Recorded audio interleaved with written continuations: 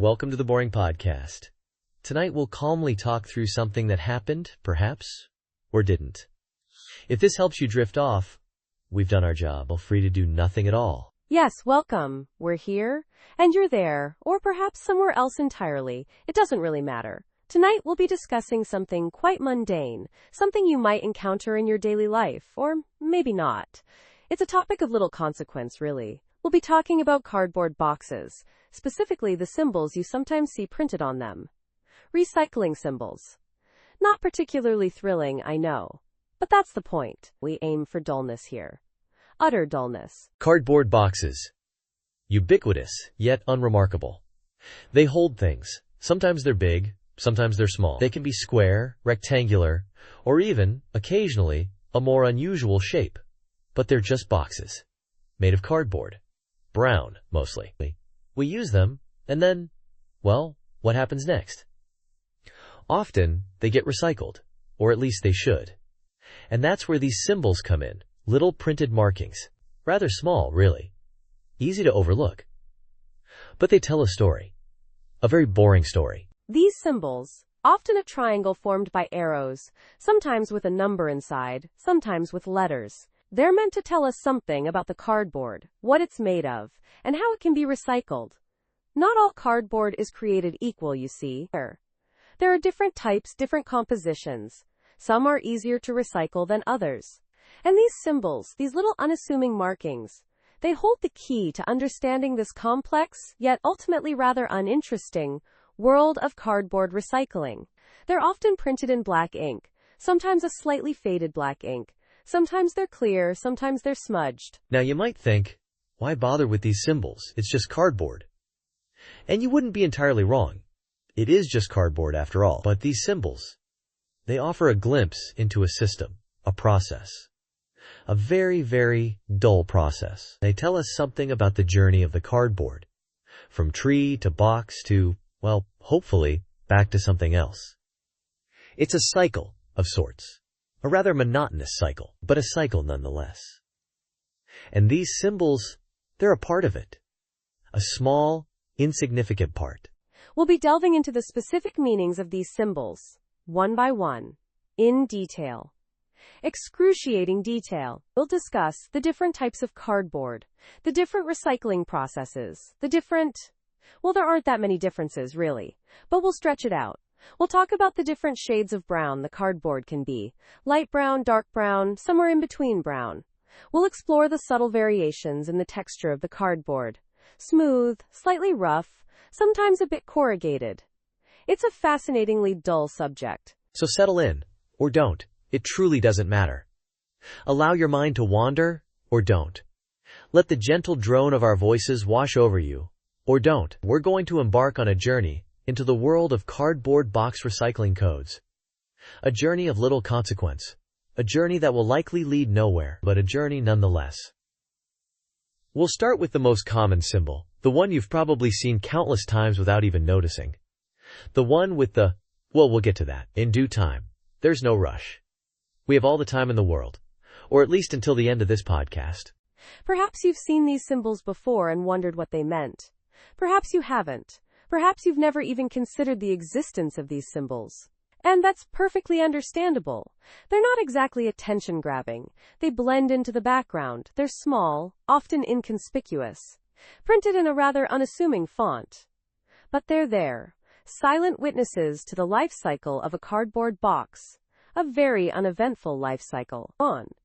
We're here to give these symbols a voice, or at least a very quiet, monotonous murmur. So we were discussing these codes, these faintly printed symbols on the side of the cardboard box. You know, the ones that are often partially obscured by creases or remnants of sticky tape. They're quite fascinating in their own unexciting way. I mean, they're not visually stimulating. Not like a vibrant sunset or a meticulously arranged fruit platter. More like a slightly smudged, almost invisible series of lines and numbers. And yet, they exist. They're there, quietly conveying information about the box's composition, or perhaps not conveying anything at all. It's a thought. A rather uninteresting thought, but a thought nonetheless. We should probably move on to discussing the specific numbers. Or maybe not. It's all very much the same, isn't it? Yes, the codes. I've seen them too. often a sort of pale, washed-out black ink against the brown of the cardboard. Or sometimes, on lighter boxes, they're a slightly darker shade of pale. It's all very subtle. Not the kind of thing that grabs your attention, you know. Like a loud noise or a flashing light. These codes, they're almost designed to be overlooked. Which makes you wonder why they bother printing them at all. Perhaps it's a legal requirement. Or maybe it's just something to do. A way to fill the empty space on the side of the box. A quiet, unassuming little code. Doing its job, whatever that might be. I suppose we could look up what the numbers mean, but does it really matter? They are there, and that's enough. Perhaps. These numbers, often single digits, sometimes two, rarely more. They're contained within a chasing arrow symbol, which, ironically, suggests a dynamic process, the cyclical nature of recycling. But the reality, the actual experience of looking at these codes, is anything but dynamic. It's static, silent, almost meditative in its lack of stimulation. You stare at the code, the slightly blurred ink, and you ponder its meaning, or lack thereof. It's a beige experience. A cardboard-colored contemplation. And really, isn't that what life is all about? These small, quiet moments of reflection on the utterly mundane? Probably not, but it's a thought. The arrows, yes. 3 arrows forming a triangle, pointing in a clockwise direction. A continuous loop, suggesting endless renewal. But the cardboard itself, often slightly battered and worn, tells a different story. A story of a single journey from production to disposal, or, hopefully, recycling. Though even the recycled cardboard, it too will eventually end up somewhere, discarded or repurposed into something equally uninteresting. It's a long, slow process. This cycle of creation and decay. Like watching paint dry. Or perhaps even slower. Like watching a very small plant grow. Very, very slowly. Almost imperceptibly. One often sees these codes on flattened boxes, ready for the recycling bin. The boxes, once containers of goods, now empty vessels awaiting their own transformation. The codes, once hidden on the side, now exposed, almost pleading to be read. But who reads them, and what do they mean? Perhaps they signify the type of cardboard, or the place of manufacture. Or maybe they're just random numbers, printed there for no particular reason. It's a mystery. An uninteresting mystery, but a mystery nonetheless. We could delve deeper into this, explore the intricacies of cardboard classification. But would it really make a difference? Probably not. Imagine the machines that print these codes. Large, complex mechanisms designed for this singular, rather insignificant task. Applying ink to cardboard. Day in, day out. A monotonous existence. Like a factory worker tightening the same bolt on an endless assembly line. Or a toll booth operator collecting coins. Repetitive actions, performed with little variation. It's a bleak picture, isn't it? This relentless cycle of production and consumption. And the codes, these silent witnesses to the whole process. They see it all. Or perhaps they see nothing at all. It's hard to say. Thinking about the journey of a cardboard box. From factory floor to warehouse to store to home, and finally, to the recycling bin. Each stage marked by a slight degradation in the box's condition. A crease here, a tear there, a faded print. It's a slow decline, like the gradual erosion of a coastline, or the slow fading of a photograph. A subtle, almost imperceptible process of decay. And the codes, they go along for the ride, silent observers of this slow, inevitable decline. It's rather depressing when you think about it. Or perhaps not. It's just cardboard after all. I've often wondered about the people who design these codes. What kind of mind thinks about these things? The typeface, the size, the placement of the numbers. It's a very specific skill set. A niche expertise. Not the kind of thing you'd brag about at a party. I design cardboard box recycling codes. It doesn't exactly spark lively conversation. Unless, of course, you're talking to another cardboard box recycling code designer. Then you might have something in common. A shared interest in the minutiae of cardboard classification. A quiet, understated passion. Or maybe not. Sometimes I find myself staring at these codes, lost in thought. Not deep thoughts, mind you. Just vague, unfocused musings about the nature of recycling, the impermanence of material things, the slow, steady march of time. It's all very existential. Or perhaps not. It's just cardboard, after all. And yet, it's something. Something to think about. Something to fill the quiet moments. Something to bore oneself to sleep with. Less than, person one greater than. Less than person one greater than.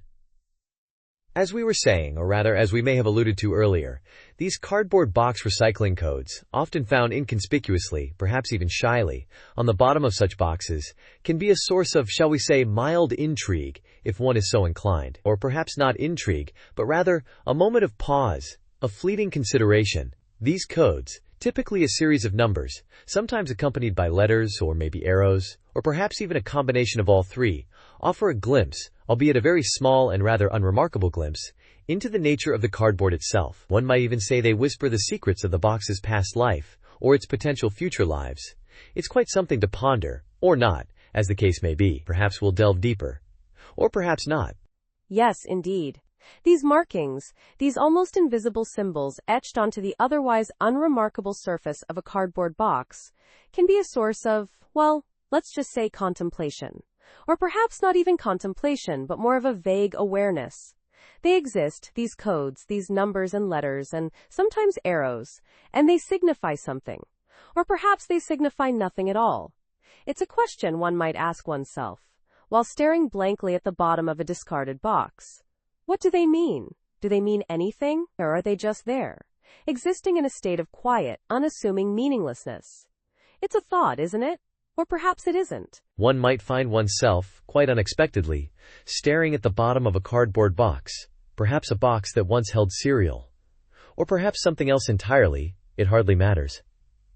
And noticing these codes, these markings, one might even feel a slight, almost imperceptible urge to decipher them, to understand their hidden language. Or perhaps not. Perhaps one simply continues to stare, lost in the beige monotony of the corrugated cardboard. It's a possibility. The codes, as we've mentioned, or perhaps merely hinted at, are usually numerical. Sometimes they are accompanied by letters, or perhaps symbols. These symbols might be arrows, or perhaps something else entirely. It's difficult to say with any certainty. The point is, they are there, these codes, these markings, existing on the bottom of the box, silent and unassuming. They wait, patiently, for someone, or perhaps no one, to notice them. It's a rather passive existence, wouldn't you say? Indeed, a passive existence. These codes, these numbers and letters, or perhaps just numbers, or just letters, who can say for sure, they reside on the bottom of the box, often unnoticed, often ignored. They signify something, presumably, about the composition of the cardboard, its recyclability, its origins. But perhaps they signify nothing at all. Perhaps they are simply there, existing for their own sake. It's a thought. We were discussing, earlier, or perhaps we weren't, the nature of these codes, these markings on the bottom of cardboard boxes. They are, as we've established, or perhaps we haven't, a series of numbers, sometimes letters, sometimes arrows, sometimes a combination thereof. And they tell a story, or perhaps they don't. Perhaps they simply exist. In a state of quiet, cardboard-based ambiguity. It's something to consider, while waiting for the kettle to boil, or perhaps while doing nothing at all. Consider the box. The cardboard box. The unassuming, rectangular prism of corrugated cardboard. On its bottom, often overlooked, are these codes. These cryptic, or perhaps not so cryptic, symbols. Numbers, letters, perhaps an arrow or two. They whisper secrets, or perhaps they don't. Perhaps they simply are, and perhaps that is enough. Perhaps there is beauty in the mundane, in the seemingly insignificant. Or perhaps not. And so we return to the codes, the markings, the silent language of the cardboard box. Fine. These numbers, these letters, these arrows, or perhaps not arrows but something else entirely. They exist, don't they, on the bottom of the box, quietly signifying something, or perhaps nothing at all. It's a question worth pondering, Or perhaps not. Perhaps it's best to simply drift off to sleep and let the mystery remain unsolved. We were talking about the intricacies, or lack thereof, of those little symbols, often triangles, sometimes squares, maybe other shapes, printed on cardboard boxes. These symbols, as we've covered, tell you something, maybe vaguely, about what the box is made of, or rather, what kind of cardboard it is, or isn't. Sometimes, it just so happens, there might not even time a symbol, which is a whole other discussion about the sometimes absence of these vaguely informative markings. That makes you wonder about the boxes without markings, doesn't it? Where do they come from? Where do they go? Perhaps we'll never know. It could be a topic for another installment, though I wouldn't hold my breath. Yes, the absence of a symbol can be almost as intriguing, or as not intriguing, depending on your perspective, of course, as the presence of a symbol. You see a blank space where you expect to find a small, often faded printed shape, and it gives you pause. Or it doesn't. It really depends on the kind of day you're having. Sometimes I find myself staring at a blank patch on a cardboard box, wondering what secrets it holds, or doesn't hold, as the case may be. And sometimes I don't give it a second thought. It's all very circumstantial, like the placement of a comma in a particularly long sentence. It can change the whole meaning, or not change it at all. So continuing on with this exploration, or rather, this slow meander through the world of cardboard box recycling codes, we might consider the number inside the shape. Sometimes it's a number, sometimes it's a letter, or a combination thereof. The variation can be surprisingly, or unsurprisingly, minimal. One might see a 1 or a 2, possibly a 3, rarely a 4. Sometimes there is no number, and only then do you start noticing that it's raining again, and it makes you want to find a dry towel. Where do dry towels even go? The place where socks go. It's a mystery of the dryer that we all have to contend with at some point. So many things to consider. These numbers, if present, if visible, if legible, can tell us, potentially, something about the processing of the cardboard. Or they might not. They might simply be there for decoration. A small, unassuming, almost invisible decoration on an otherwise unremarkable brown surface. It's the kind of thing you might notice while waiting for a pot of water to boil, staring at a cardboard box you intend to break down and put into the recycling bin. Though sometimes, I just toss them in the regular bin. Out of sight, out of mind. Is that so wrong? Probably not. Probably.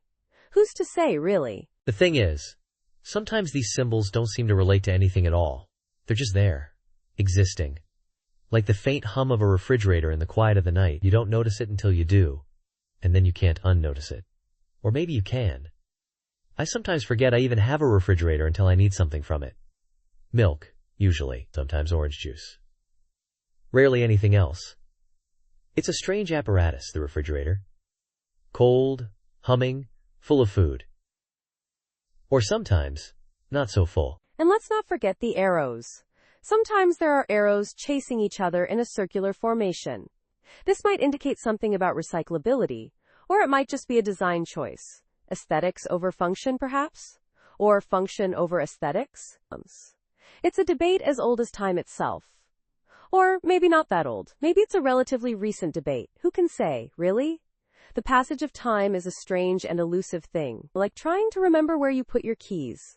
Always in the last place you look. I once saw a box with a symbol I'd never seen before. It was different. A sort of squiggly line. I spent an unreasonable amount of time, or maybe a reasonable amount of time, pondering its significance. I consulted the internet, that vast repository of information, both accurate and inaccurate. I found nothing. It remains a mystery to this day. Maybe it was just a printing error. Those happen, I hear. The ambiguity of it all can be quite something. Not exciting, not frustrating, just something. Like the feeling of a slightly too warm glass of water, or the sound of a distant car alarm in the middle of the afternoon. Not unpleasant, not pleasant, just there. A subtle reminder of the world outside. Or maybe just a reminder that sometimes things exist without needing to be categorized or understood. Sometimes a car alarm is just a car alarm. It is, isn't it? Just a car alarm. Sometimes. Or maybe not. Who knows? Not me. Maybe you do. Maybe someone does. Less than / person 1 greater than? Less than, person 1 greater than. So we've been talking about these symbols, these almost symbols. printed on cardboard boxes, often near the bottom, sometimes on the side. They're not always easy to find. These faintly printed, slightly smudged, often partially obscured markings, and they're supposed to tell us something about the box, about what it's made of, what kind of cardboard it is, and whether or not it can be, or should be, recycled. It's a whole system, a whole process. And yet, it often feels like it's barely there, a whisper of a system, almost hidden in plain sight. These markings, these codes, they exist, but they're almost ethereal in their presence, fading into the background of the beige, or brown, or sometimes slightly grayish, cardboard. Yes, these codes, these numbers inside a chasing arrow symbol, or sometimes just the number alone, printed in a pale ink, almost the same color as the cardboard itself. It's like a secret code, but a very public secret, one that everyone can see, but almost no one notices. And even if you do notice it, do you understand it? Do you know what it means? Probably not. It's a system designed to be seen but not understood. A system of quiet communication between the box and, well, who knows who. It's the recycling plant, maybe? Or just the void. It's a thought. These barely visible numbers, they're there. But are they really communicating anything? We talked about the number 1, which, if I recall, represents a common type of cardboard. The kind you see everywhere. The kind you might find holding cereal boxes or shoe boxes or countless other everyday items. And we talked about how it's usually recyclable, this number 1 cardboard. But then, is it always recyclable? That's the question.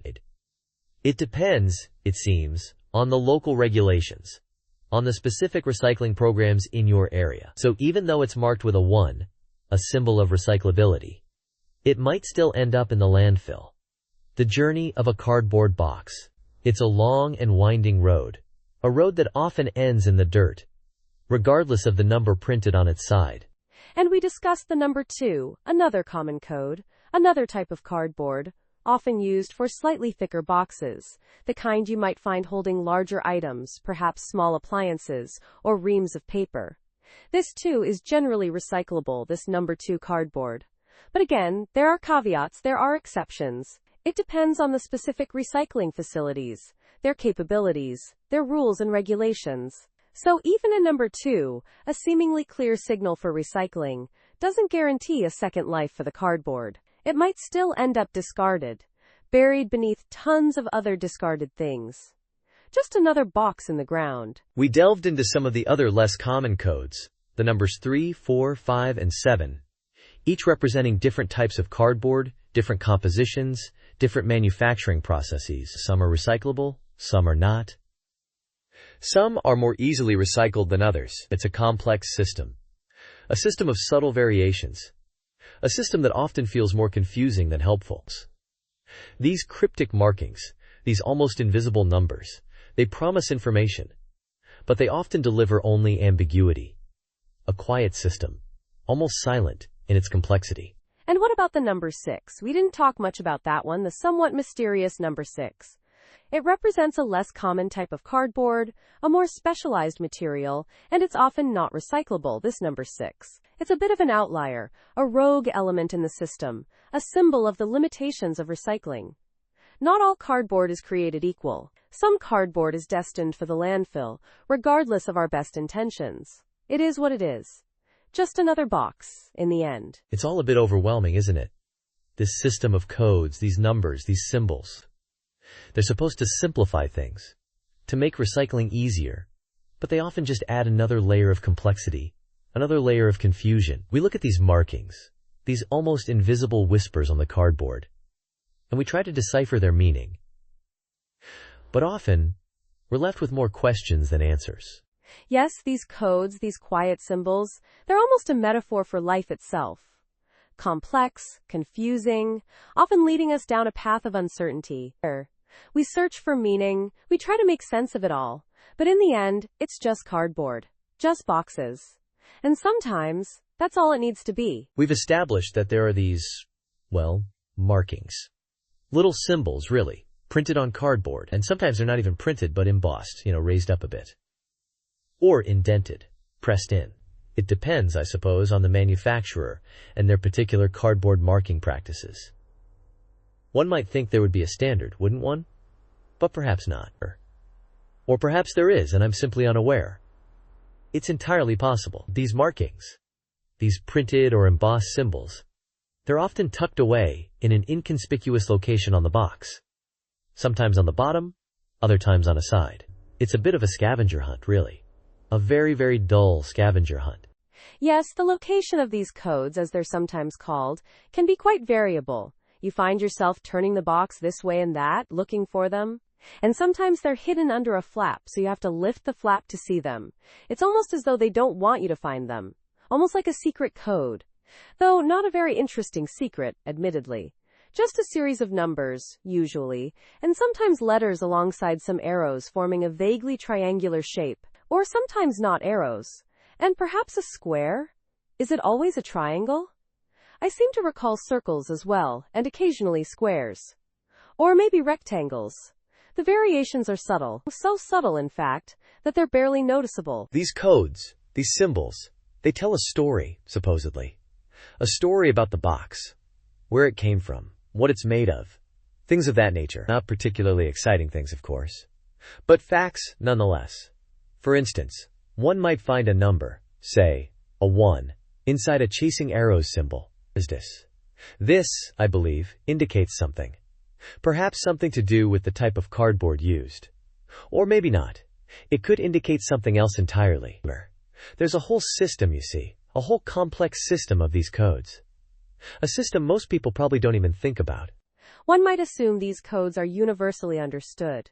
That anyone, anywhere in the world, could pick up a cardboard box, look at the code, and instantly know what it means. But I suspect that's not the case.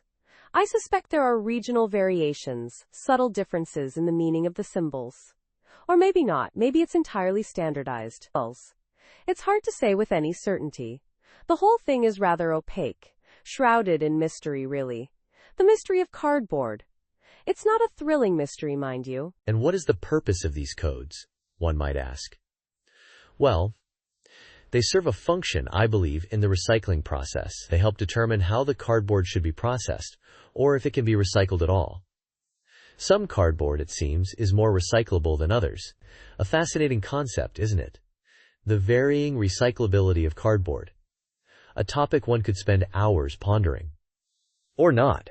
One could just as easily not ponder it at all. It's entirely up to the individual. Imagine, if you will, a large pile of cardboard boxes. All shapes and sizes. All with their little codes, their cryptic symbols. And someone, somewhere, has the task of sorting through these boxes, deciphering the codes. What a job that must be. So tedious. So repetitive. Yet, so essential. In its own way. A vital cog in the machinery of cardboard recycling. A very, very small cog, admittedly. But a cog nonetheless. One might think the process of reading these codes is straightforward. But perhaps it's not. Perhaps there are nuances, subtle details that the untrained eye might miss. Perhaps there are entire training manuals dedicated to the interpretation of these codes. Thick manuals filled with diagrams and charts and explanations. Or maybe not. Maybe it's all quite simple. It's hard to say. The world of cardboard recycling is a complex one. Sometimes the codes are clear, easy to read. Other times, they're faded, smudged, almost illegible. One has to strain one's eyes to make them out. And sometimes they're partially obscured by tape or labels. It can be quite a challenge. A challenge of the most mundane kind, of course. But a challenge nonetheless. A challenge to one's patience, perhaps. We've been talking about these cardboard box recycling codes for a while now, and I'm starting to think, what even is a box? It's just a container, really. A thing to hold other things. Sometimes it's big, sometimes it's small, sometimes it's square, sometimes it's rectangular. Or it could be a different shape altogether, like a cylinder. I once saw a triangular box, very unusual, but still a box, containing something. Probably. I don't actually remember what was in it. It's the containing that matters, I suppose. Or maybe not. I'm not sure anymore. Thinking about containment makes me think about, well, other things. Like what is contained, and why is it contained, and who decided it should be contained in the first place? These are big questions. Perhaps too big for this late at night. Or perhaps not. Maybe this is the perfect time to ponder such vast concepts. The quiet of the night allows for deep thought, or so they say. I once read that in a book. Or maybe I heard it somewhere. It's hard to remember these things. Especially when you're tired. And thinking about boxes. And what's inside them. And why. Boxes within boxes. Now that's a thought. Like those Russian nesting dolls. One inside the other. Smaller and smaller. What's the smallest box you can imagine, and what would it contain? Perhaps nothing at all. Or perhaps something infinitely small. A single atom, maybe? Or smaller still. It's a dizzying thought. Makes you wonder about the nature of reality. And boxes. And cardboard. And recycling codes. We've come a long way from those codes, haven't we? We have indeed. It's funny how one thought can lead to another. A meandering path through the mind. Like a gentle stroll through a foggy field. You can't see where you're going, but you're not really in a hurry anyway. Just wandering. Thinking. Or not thinking. Just existing. In the fog. With the boxes. And the codes, somewhere in the distance. Fading away. Like a half-remembered dream. Dreams. Now those are interesting. Like boxes, but made of thoughts. Fragile, fleeting things. Hard to grasp. They slip through your fingers like sand. Or water. Or air, was I talking about again? Oh yes, dreams. And boxes. And something else. I can't quite recall. It's gone now. Like a whisper in the wind. Or the faint scent of rain on dry earth. Almost imperceptible. Barely there. These late-night thoughts. They drift and swirl. Like smoke. Or mist. Or dust motes dancing in a sunbeam. You try to catch them, but they're always just out of reach. Ephemeral. Transient. Gone before you can fully grasp them. And yet, they leave a trace. A faint impression. A whisper of something almost remembered. Like a forgotten melody or a scent from childhood. Vague and indistinct, but somehow familiar. Familiarity. That's a comforting feeling. Like a warm blanket on a cold night. Or a soft pillow under your head. Or the gentle hum of a distant machine. A constant, steady presence. A background noise that blends into the silence. A subtle reminder that you're not alone. Even in the quietest moments. Even when surrounded by nothing but your own thoughts. And boxes. And so we return to boxes. The starting point of this meandering journey. Or perhaps not the starting point.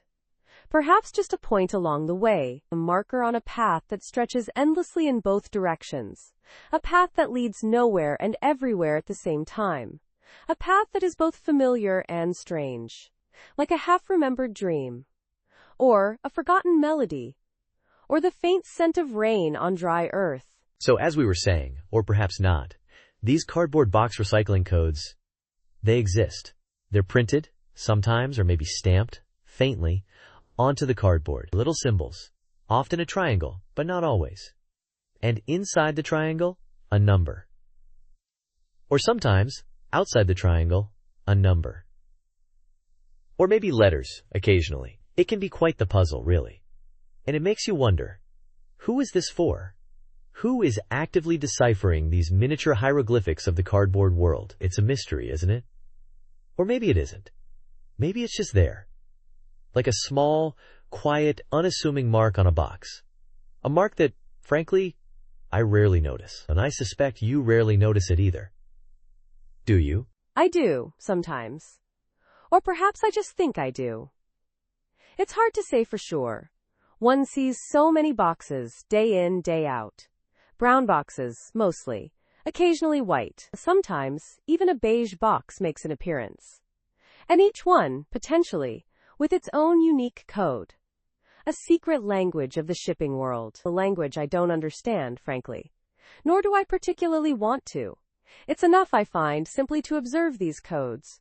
To acknowledge their presence without necessarily engaging with their deeper meaning. To simply let them be, like a small, quiet, unassuming mark on a box. And that's quite enough, isn't it? Or perhaps it isn't. Perhaps it isn't. But perhaps it is. It's a difficult question, really. One that I don't think has a definitive answer. Not really. Because what is the purpose, truly, of these codes? Is it to inform? To guide? To categorize? Or is it simply to exist? To be a small, almost imperceptible detail in the vast tapestry of the everyday? A detail that we might notice. Or might not. A detail that, ultimately, might not matter at all. And that's rather comforting, isn't it? Or maybe it's unsettling. I can't quite decide. I can't decide either. It's a complex issue, this business of cardboard box recycling codes. More complex than it appears on the surface, perhaps. Or perhaps not. It's hard to say, really. One could spend hours, days even, pondering the intricacies of these codes, their meaning, their significance, their place in the grand scheme of things. But to what end? Would we be any wiser? Would we gain any deeper understanding of the universe and our place within it? I doubt it. I very much doubt it. I doubt it too. It's a rabbit hole, isn't it? This whole cardboard box recycling code conundrum. One could easily get lost in the minutiae, the details, the endless variations of triangles and numbers. And for what? A fleeting sense of understanding? A momentary glimpse into the inner workings of the recycling industry? I hardly think it's worth the effort. But then again, what is worth the effort, really? It's a question I often ask myself. And one that I rarely, if ever, find a satisfactory answer to. Indeed. A satisfactory answer is elusive, like a whisper in the wind. Here one moment, gone the next. We grasp at it, try to hold on, but it slips through our fingers like grains of sand. And so we're left with the questions, the uncertainties, the vague sense of something just beyond our reach. And perhaps, just perhaps, that's where the true meaning lies. In the not knowing, the ambiguity, the quiet acceptance of the unresolved. Perhaps that's enough. Perhaps. Or perhaps not. It's hard to say. Truly. We could continue this discussion, this exploration of the enigmatic world of cardboard box recycling codes, ad infinitum. But perhaps it's best to leave it here, for now. To let the questions linger, unanswered, in the quiet stillness of the night. To let the mystery be. For sometimes, the most interesting things are those that remain just slightly out of focus, just beyond our grasp. Yes, perhaps that's true. The blurry edges, the unanswered questions, the things left unsaid. Perhaps that's where the true beauty lies. Or perhaps not. Late. And I'm feeling rather tired. Perhaps we should continue this another time. Or perhaps not. Thank you for joining us. Let go of the day and drift softly into rest. There's nothing more to do. Nothing more to think about. Just this moment. Just your breath. Just peace. Sleep well. Good night and sweet dreams.